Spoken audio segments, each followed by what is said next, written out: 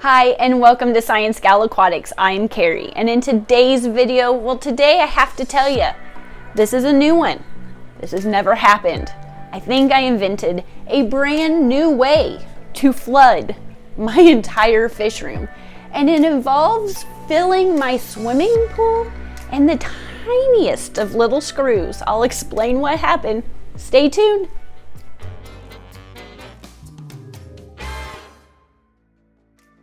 So this whole problem started because we wanted to set up the pool a little bit early for the kids. It was really warm and we were setting up the swimming pool. But for some reason, I had a feeling in my stomach that I needed to turn off the water before it got too late, before we lost daylight.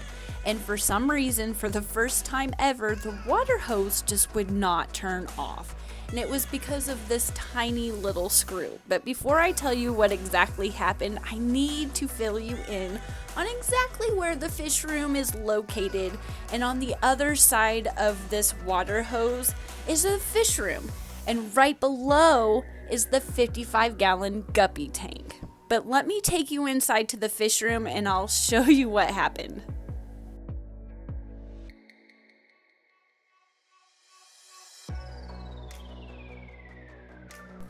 So going downstairs to the fish room, it's a complete mess, and unfortunately I just did not think to film anything when it was actively flooding. I was doing everything I could to just simply stop what was going on, so I didn't get any footage of the actual flood.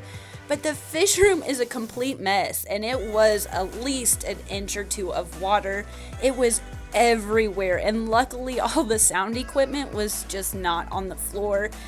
But yeah, all of this was completely flooded, and we have been doing a lot of shop vacuuming to get it all cleaned up and dried out the best we could. But the water was literally spraying everywhere, and we just had water everywhere. So this is the other side of the wall from what I just showed you outside. This is where the water hose comes through. But this is located right above my 55-gallon guppy tank. This is just another view from inside.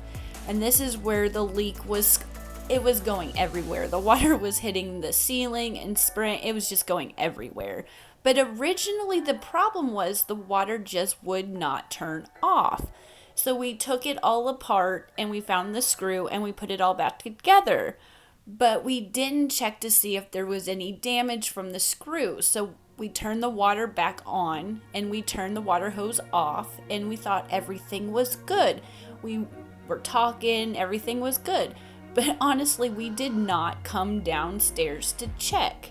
And when we removed that screw, there was the tiniest of little pinprick hole. So when we turned that water back on, water went everywhere because it was just on full blast. So we fixed it and then created a leak, and then we had to fix the leak. So that's kind of the story of what happened. But let me have Jesse explain to you just a little bit better.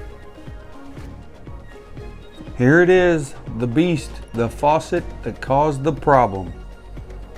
This is the old one. I eventually had to replace it, but before I replaced it, I took it all apart, unscrewed this, thought I can fix it from the inside. It's got to be something simple, a rubber washer, something, because it just wouldn't screw back in. So I pulled it apart. There's your first rubber washer that holds the water from coming out the very end. Then you keep pulling it. You get to another one, and this part it sticks at. And you pull it out. You have another rubber washer. And the holes at the end of it where it screws in to the very end of the pipe. When I pulled this out, however, I found this. A very small screw that looks like it'd go to a watch or maybe some sunglasses, I don't know. But how it would end up in a water line, I could not tell you.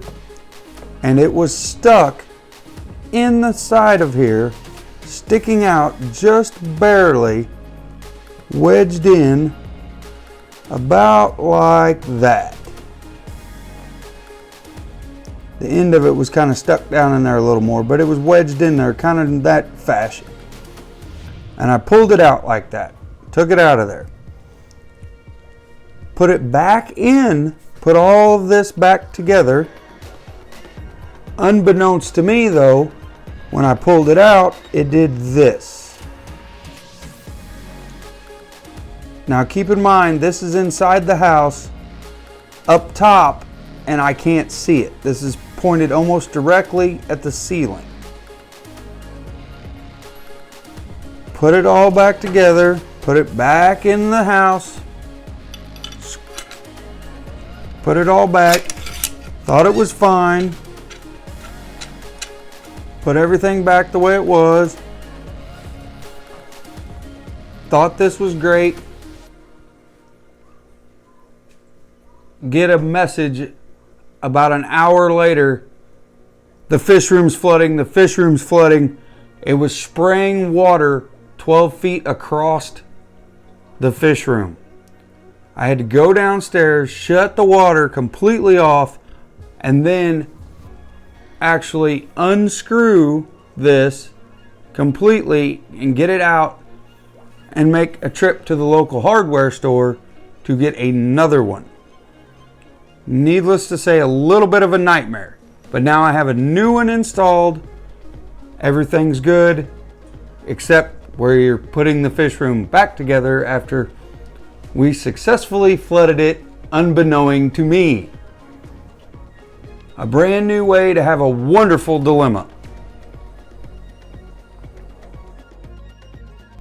Things are starting to look more back to normal, but I really hope that you never experience this issue, and I really hope I never go through this again.